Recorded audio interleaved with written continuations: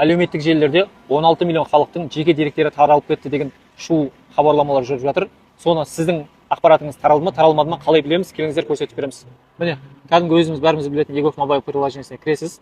Осының ішіне кірген кезде, мынау басты бетке, яғни главныйға кіресіз, басқа да қызметтер деп осыған кіресіз. Осыған кірген кезде мына қарасыз, намат QR деп тұрады. Дербес деректеріңіздің жария болуын анықтаңыз және кибер гигиенаға үйреніңіз деп тұр. Осының ішіне кіресіздер де, осыған кірген кезде бірінші рет кірсеңіз рұқсат беру немесе тыйым салу дейді. Рұқсат беруді басасыз да, көресіз, мына қараңыздар. Менде спортмастер арқылы, GetContact арқылы, мысалы социальный сеттің ішінде ВКонтакте арқылы және OLX арқылы маған шабуыл жасалған. Мына жерде тағы нақты жазып тұр, қараңыз. Жеке деректердің таралуын бақылау, мұнда қосымшаларда хакерлік шабуыл салдарынан интернетте таралған деректеріңізді көре аласыз дейді. Осы приложениелер арқылы маған шабуыл жасалған.